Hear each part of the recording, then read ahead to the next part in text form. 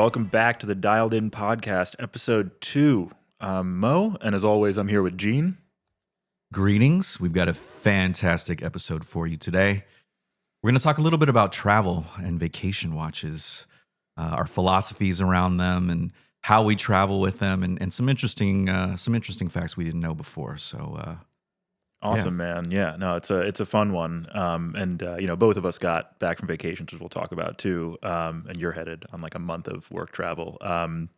So listen, as always, there's no barrier to entry here, just a love for watches. So with that, let's get dialed in. welcome back, Mo, from vacation. Thank you. And a work trip, I think, too, right? Yeah, a little personal fun, and then some work on the back end. Paris and Madrid, Indeed. two amazing cities. But I think it would be interesting for us to dig into a little bit about how we think about travel and vacation watches, what we pack, how we pack them, and so on. What did you take with you? Well, first I just got to say I missed my first international flight on the way back, which is like the worst thing ever for anyone that's listening that's ever done that. So I was there an extra day, and I guess there's worse places to be than Madrid for an extra day. So forgive me, I'm still frazzled from that. I just got back yesterday, having supposed to have come back on Friday. What did I take? So I think before we actually pressed record, Gene, you called me a maximalist when it comes to traveling with watches. And that's because I like variety, but also I'm so damn indecisive. And so just like talking about how I pack generally, like outside of watches, I was away for 2 weeks. I know that people have all different sort of, philosophies on how much to travel with. People hate checking bags. I checked 2 massive suitcases, had a duffel and a briefcase as a carry-on. So maximalist through and through.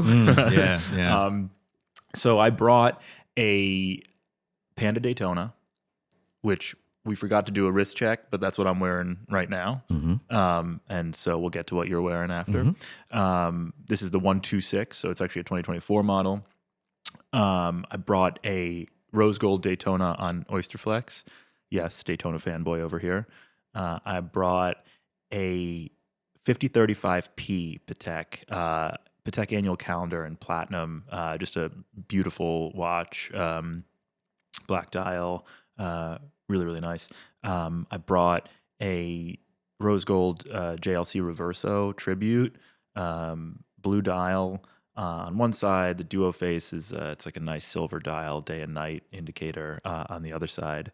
And I brought a Celebration Dial OP 41, and I brought finally a gym watch, which we'll talk about maybe later in the episode. Right. Actually, a Tissot PRX Forged Carbon, really, really dope watch, and I think the ultimate gym watch. But I'll give you that hot take later. Yeah, I definitely don't agree that it is the ultimate gym watch for a couple of different reasons. But funny that you mentioned just sort of your packing habits more generally. I am far more of a minimalist when it comes to taking watches and packing. I'm trying to find versatility. What is the fewest things that I can take that will give me the most amount of coverage when it comes to travel, whether that's clothing or watches. So in my case, and I just came back from vacation recently, I took 2 watches. Where were you? I was in the Dominican Republic. Oh, nice. And as you mentioned, I've got some travel coming up through Europe and a few cities in Asia, and I'm thinking about what I might take there. But my philosophy and sort of perspective on that will be exactly the same, which is again the fewest number of pieces that I can take that will give me the most kind of coverage across situations. And so in that case, I will always travel with a GMT. It's what it was built for. It was made for. Amen. Cover home time as well as local time, and those are ideally what I want to have on my wrist at any given moment. And then I will generally take another watch depending on where I am in the situations that I might find myself in. That will be something I can wear at all times. And so in the Dominican Republic, that was a Submariner date. And you wear that on the steel bracelet, or you put it on a rubber strap or something? It's on a steel bracelet. Okay. But it is something that I would wear, all the time without any kind of fear for safety necessarily. It's a bit older. It's a 2012, so not even neo vintage, but not something that has kind of the flash or presence that I think would draw attention in a negative way. And I say that I bring 2 watches with an asterisk because I will always travel with, and what I will say is the best gym watch of all time, which is, if I'm going to be honest about it, an Apple Watch. Versatility alone, just having my schedule, emails, text messages, Slack messages, time, weather, heart rate, all the sort of fitness functions as well. Dude. Okay, so I hear you, and like on the fitness tracking, I'm with you. Like you could also wear like a Whoop or a Fitbit or any of these other fitness trackers, which in the gym, like you got to find your analytics and do whatever you need to do. That's fine. It's actually what you mentioned about the emails, the text messages. I can't have another device that's giving me anxiety about people reaching out. And like, listen, of course I have my phone in the gym, right? But at the same time, I don't need it buzzing on my wrist. And even in meetings, people think it's kind of nice that you're not pulling out your phone and checking, but just don't check the message, period. Right? When I'm talking to someone and they're scrolling, kind of looking at their watch, like, yeah. Dude, I'm talking. Right. But I hear you. Yeah, I mean, what I will say is, overall, I find that having an Apple Watch, particularly in a work environment, helps me to stay off screen. I find that my sort of screen time is decreased pretty significantly, just because I don't have the temptation of, while I'm here, let me check Instagram, let me check my personal email, let me check whatever. It avoids a situation where I'm tempted to do that. So I don't know. I find that it helps reduce screen time overall, which is something that I appreciate on top of all the other benefit that it has. Wild philosophy. Having a screen on your wrist reduces screen time overall. Crazy. Okay. I guess tell us what you think about that in the comments, or DM us on our socials at the Dialed In Pod. Let us know your thoughts. People have strong feelings about the Apple Watch. I own one. I've owned several of them. I enjoy them. I think they have a place in my collection. It is not going to replace anything that I have from a mechanical watch standpoint, but I love it and I wear it very frequently. And I just think it gives me a ton of utility, so I'm here for it. All right, let me tell you something about all those damn watches I brought to Europe, right? Like, so I yes, I'm a maximalist. Yes, I like variety, but I did think through it. Like, I had like a black tie gala to go to when I was in Madrid, so I definitely wanted that 5035P. I wanted something to be able to go out and look nice in Europe, and a few options at night.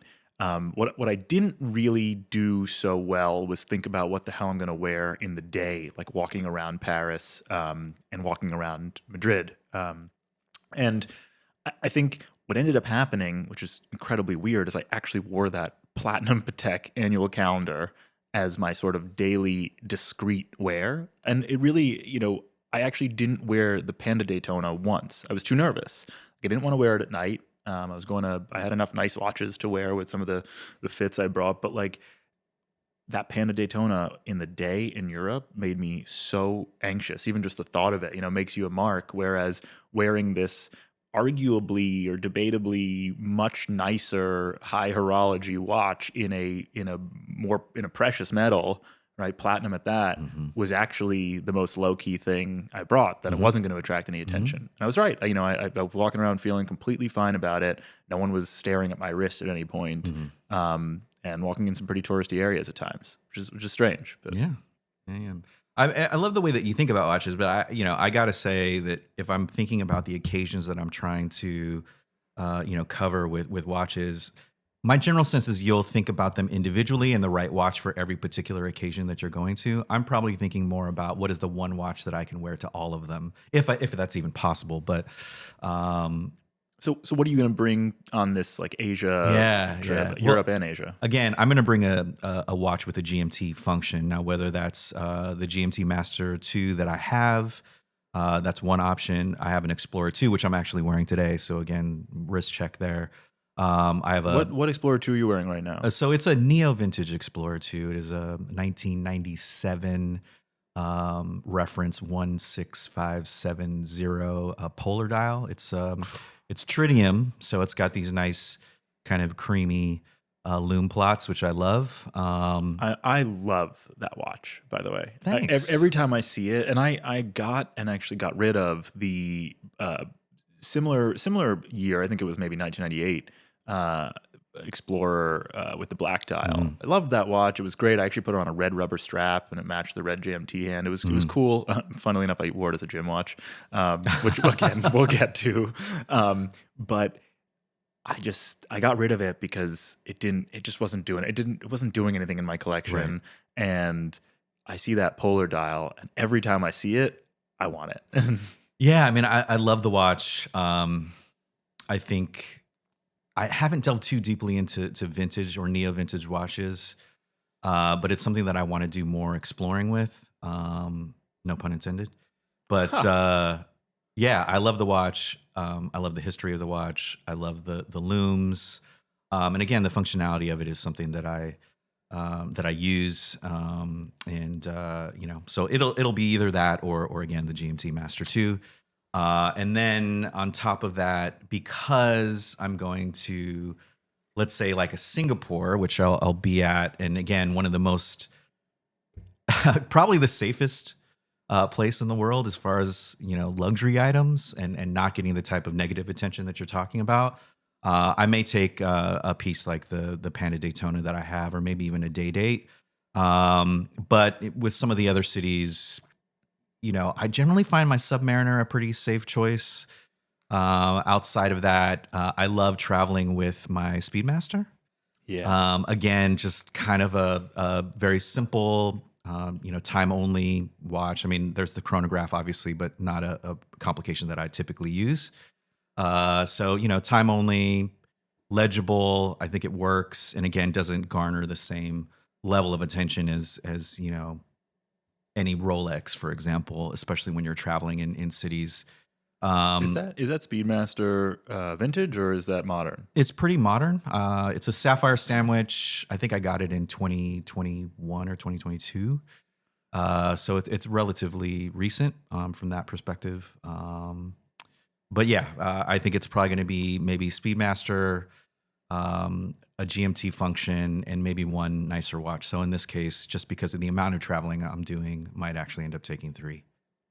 Oh, yeah, that's big for you, man. That's huge. Yeah, it's huge. Yeah. We'll get into how you're taking that and how I took my massive load of watches around me. But before we get into that, I was actually we mentioned Paris and what I was walking around with.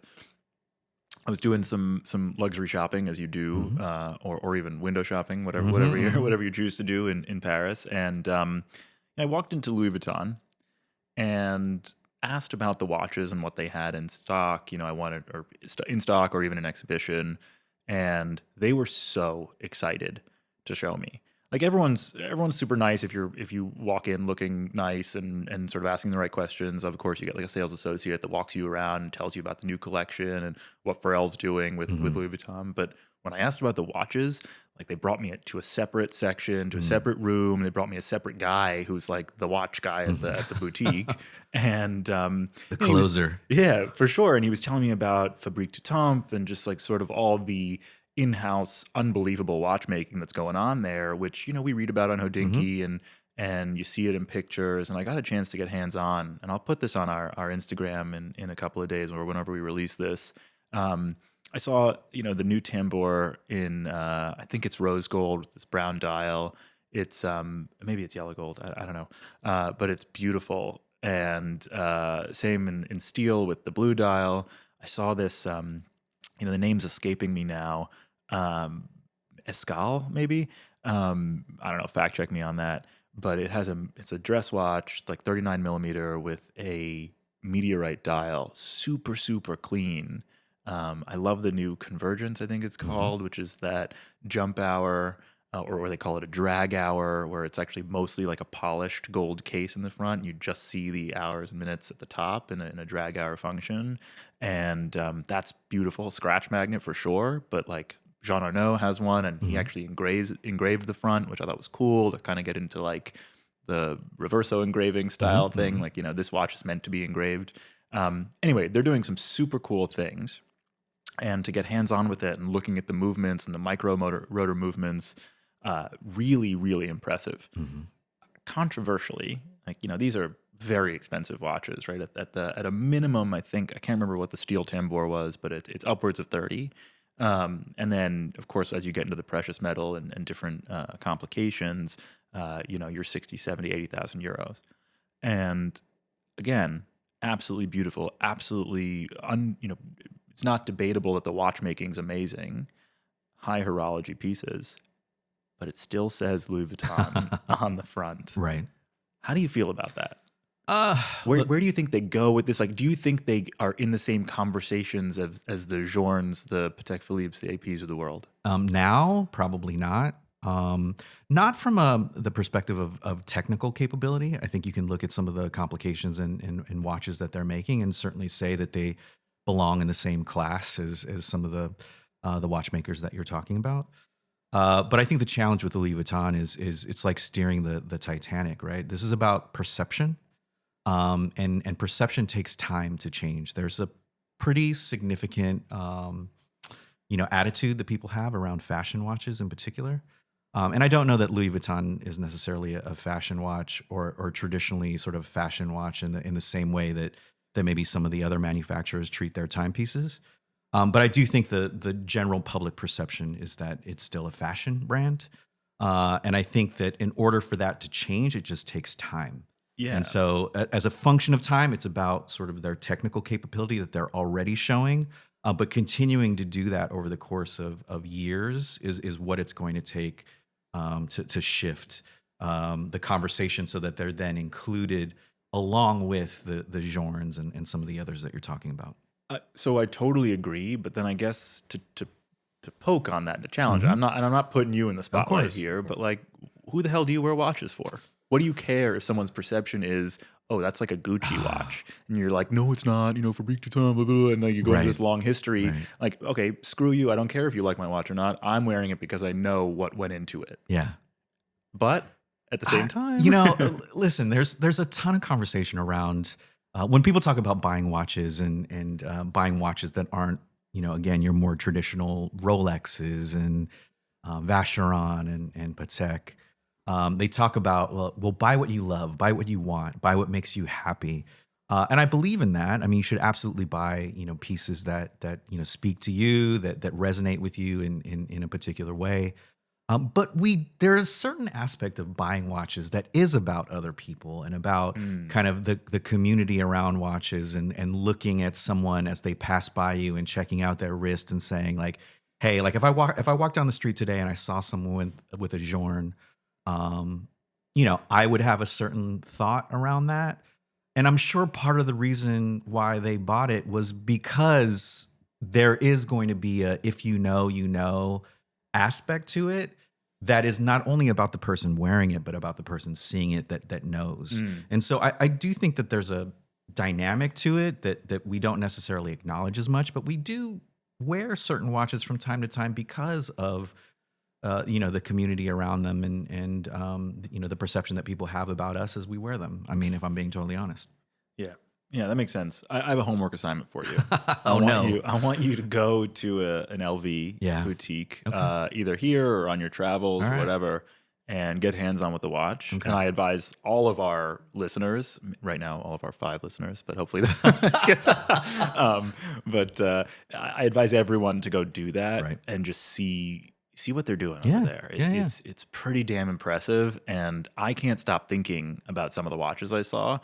I didn't pull the trigger. I don't plan to necessarily, but over the coming years, I can see that completely changing. Well, fashion houses are generally making, the turn into high horology now. Not only is Louis Vuitton doing what they're doing, but Chanel's, sort of tapping into that as well. I mean, they own a piece of Journe now, right? Exactly. And so, they've bought into some of that high horology. You can see some of their pieces that they're coming out with now. Their kind of dedication and investment into, taking watchmaking far more seriously than they have in the past. So that's all changing.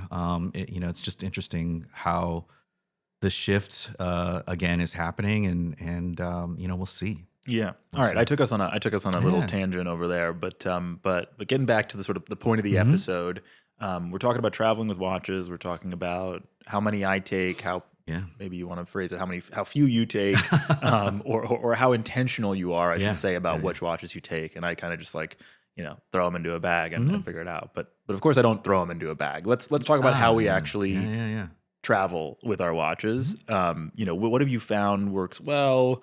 What do you like? Soft case, hard case, whatever. How do you travel with watches? I generally travel with watches in a few different ways, but typically it's with a watch roll of some kind.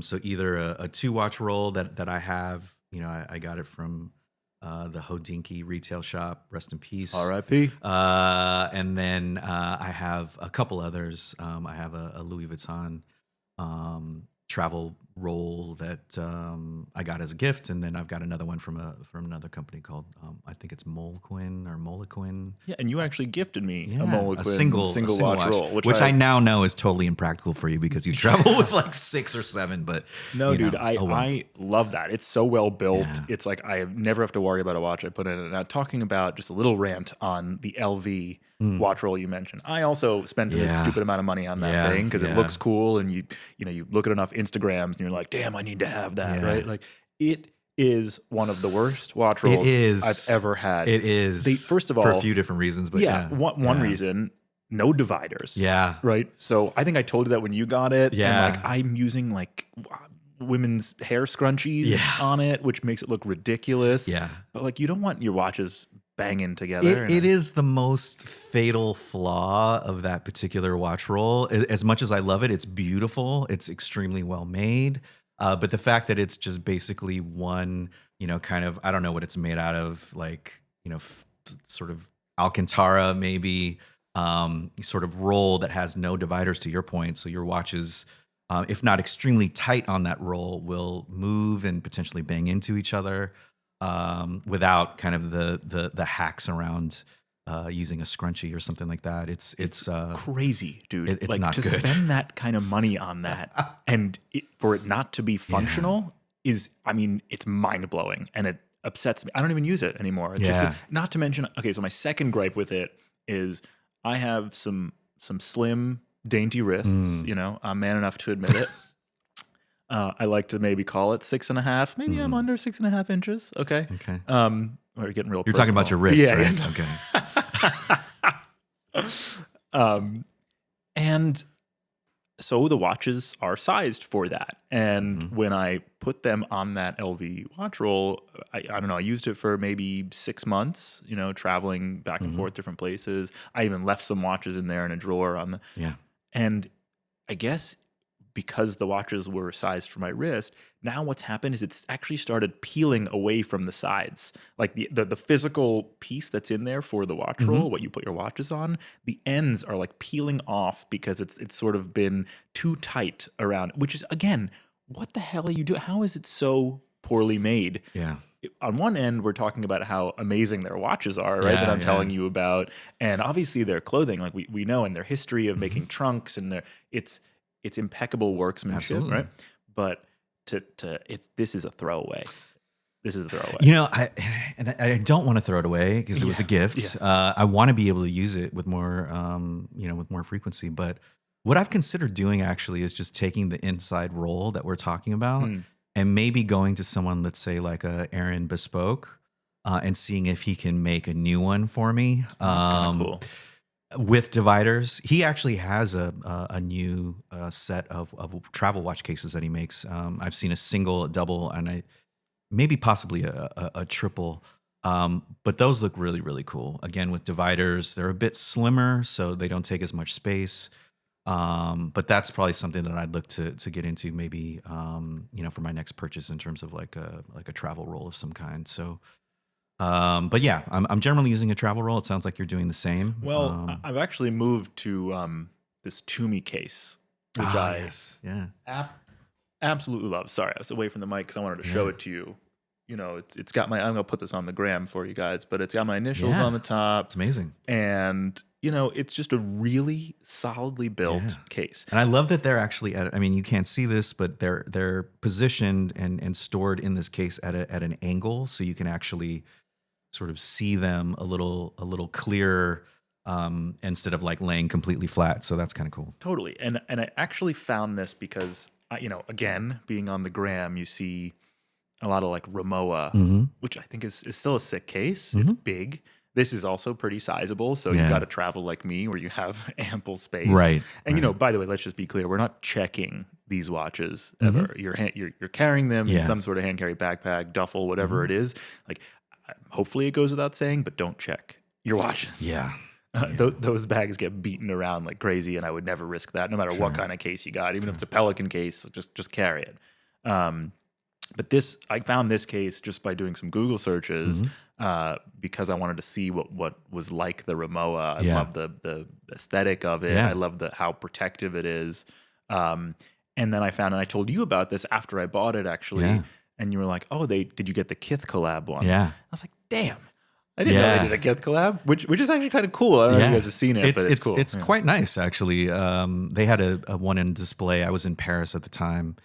And they had one in display at the Kith store in Paris, which is stunningly beautiful, by the way. And I think about what Ronnie's done with that brand and the boutiques that he's opened, globally. And it's pretty insane, considering its relatively humble beginnings. But they did a Kith collab with Toomey, same exact watch case, but just a pretty subtle, like Kith branding, kind of like a checker on top of that pattern, which I think is pretty gorgeous. I wanted to get one. They were sold out. Maybe there'll be a point in the future where I can get one, on StockX or Grailed or something like that for a relatively inexpensive price. But I will say that it is a little bit on the bigger side, to your point. So it's chunky. Putting it in your backpack is going to take up a bit of room. Totally. Yeah. And there's always, I don't know how you feel about this, but there's always a moment of fear as I put my backpack through the conveyor when it's getting x-rayed, and just like waiting for it to come out on the other side, or if there's like a backup in the line to go through the x-ray machine, just knowing that my bag is sort of exposed on the other side. And I don't know who's going to open it or take anything, but there's just a moment of fear that I have. Yeah, dude, can I tell you? So I like traveling on planes with, very weird, not with a GMT. I end up wearing my rose gold Daytona on Oyster Flex because I love that Oyster Flex. I would call it rubber, but they insist on calling it a bracelet because of the alloy that's inside. I think it's titanium. Yeah. I don't know. Whatever, man. It's damn to rubber strap. Its shape. It's technology. Yes. We all know. Love Rolex, the master marketers. But it is so damn comfortable for any length of flight. So I end up wearing that watch a lot. I'm TSA pre-check. Right. Preach. Absolutely. And can't even believe I lived life without it. Correct. Yeah. And now, for some reason, I don't know if they've changed metal detectors recently, but I never used to like go off with a precious metal watch. At least for me, in my experience. Now every single time it goes off, and I don't learn my lesson, and so my bags have already gone through in trays or whatever, and they're like, "Oh, take off the watch and run it through." Now, some security guards or TSA agents are nice, and in the U.S. they'll actually hold the watch for you, and I'm watching them the whole time, and they see it's rose gold, and they're like, "Okay, like I'm gonna treat this nicely." Don't have that problem with an Apple Watch. Yeah. I okay. You got a lot of other problems with an Apple Watch, but. Then then you have to put it in the damn tray alone in a tray, and it's coming through. That scares the hell out of me, dude. I'm like, get me to that tray immediately. Right. But yeah, okay, cool. So we talked about what watches we bring, how we think about it, how we travel, what we pack them in.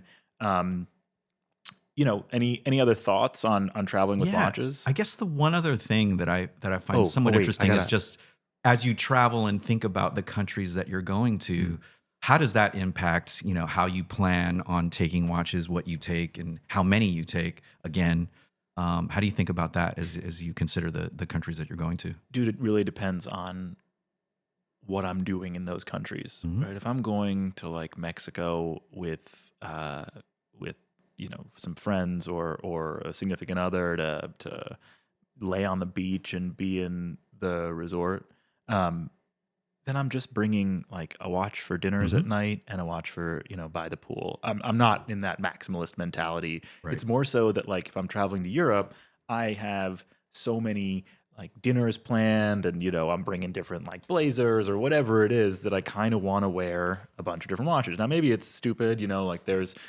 places like Dubai or India that are known for like, if you get caught bringing in a bunch of watches, like sometimes you actually have to pay import duty.